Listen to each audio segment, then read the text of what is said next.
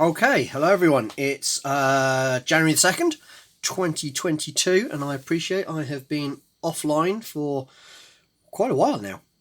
Just general things, work, kids, COVID. I haven't got it so far, at least not officially, but it obviously causes mayhem with everybody, so that's just the reasons. So last video I did was actually when I broke the 100 subscriber mark, which was great. And I did say I would do a 100 subscribers video, and I'm going to try and make this that video. So wait to the end, and I'll do a little bit on that. But the main reason for this video is because somehow I won AndyMac's subscriber giveaway. So that's brilliant. So if you haven't been to AndyMac's Lock Lab, I'll put a link to his YouTube video down below. I've got some fancy stickers he sent me. There we are. There's one of his fancy stickers, and there's the other one. Thank you very much, Andy. I'll stick one of them over there somewhere on my wall.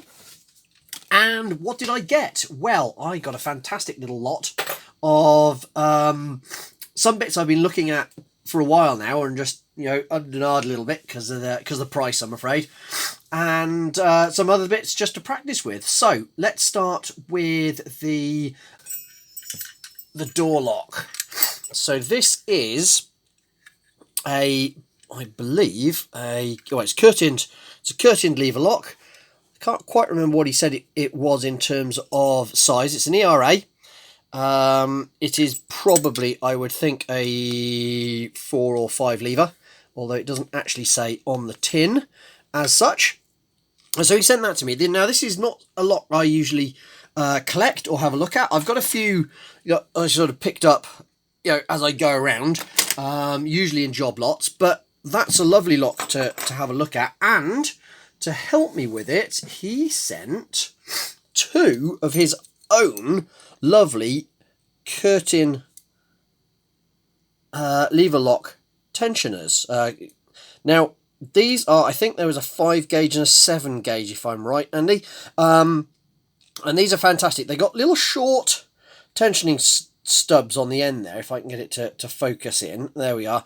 And the reason they're short is because it's for curtain locks, and they don't need to have very long stubs on them. Actually, the long stub could get in the way. It just has to catch the curtain on the lock. So these are lovely. They are really well made, beautifully done, all machined out of solid. 2 little tips there that are I think potentially they're drilled and then soldered in, but they're absolutely lovely. They're beautifully well made. They feel really nice in hand. They're a lovely weight, so I can't wait to have a go with those.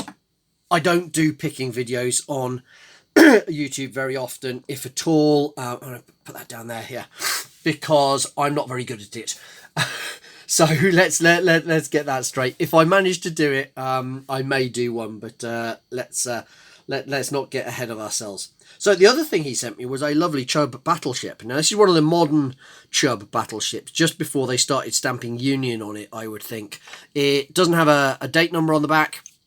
It says Chubb rather than Chubb London, so that sort of dates it to after when Union bought it and moved the Chubb headquarters from London back up to the Midlands. But it's still a lovely lock. It's a chunky beast. It weighs exactly the same as any of the other battleships that I've got.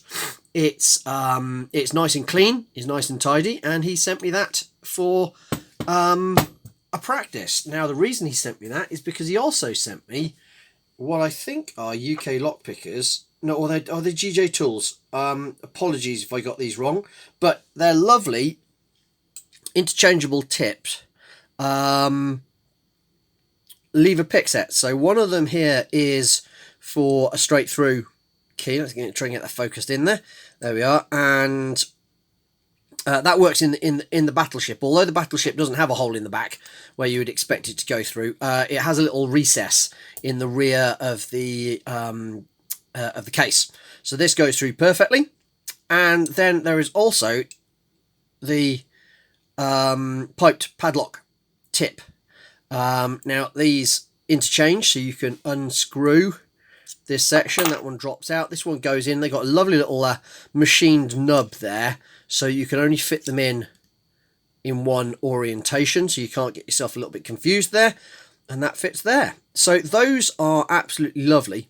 Thank you very much to Andy for well, one for drawing my name out the pot of doom, as such, and secondly for getting them to me so quickly. They were here they were here in between Christmas and New Year, which was fantastic. So I've got lots of things I need to play with those, and what I'm going to do now is I'm going to take a quick change of video, and we'll flip over to having a chat about the 100 subscribers. So through the magic of YouTube, I'm back sort of immediately 2 days later on a slightly colder evening. So my 100 subs, which has been a brilliant achievement for me, considering I never expected to get anything like that number, and is partly down to, well, firstly it's down to everyone who's subbed, but partly down to a lovely group of lock sporters and other collectors online who've supported me and sort of put my name out there. So I thought to myself, I'm not actually in a position to give away anything at the moment, partly because I still don't quite know what I've got. I'm not that an organised a person, so there's a lot of my locks sitting in boxes and everything else. So I thought for my 100 sub, I wouldn't do a giveaway. What I would do is sort of a virtual ask and then offer something in return.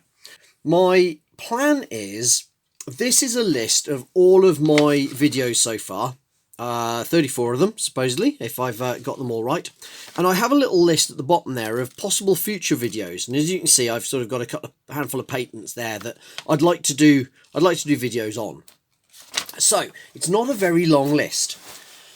What I would like to ask people to do is to pick a lock that you own or you have seen, you've got pictures of, you have some information on, but you'd like a little bit more. Show me the lock, show me the pictures, give me some nice good close-ups of patent numbers, of markings, tell me a bit about the lock that you've got, something a bit out of the ordinary, something that might have a bit of history to it and a bit of a story to it. They don't have to be lever locks, they don't have to be British locks. I'm not saying I'll be able to do much outside of my niche area of British lever locks, but I'll give it a try. So I'm looking for things such as this one that I've got here, which has a patent number stamped on it, and I can hunt that down hopefully, and it'll give me something to talk about. Similarly, I've just bought this one with another patent number on it. Those two are obviously set up for videos coming along soon.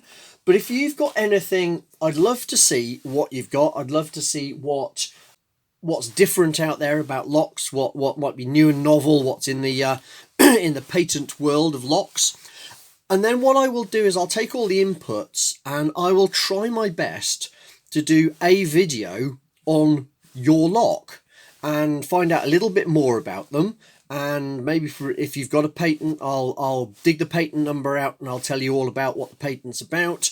If you've got a maker that you're interested in, I'll go and do some research on that maker for you. All these sorts of things. Let's see what's out there. I'm not going to guarantee I'll do everyone's, but I'm fascinated to see what is actually out there in the world of locks, and maybe we can go on a bit of an explore together. So I put a hashtag together. I think it's going to be hashtag TAF224 sub 100. I'll put it onto the video. I'll put it in the link below.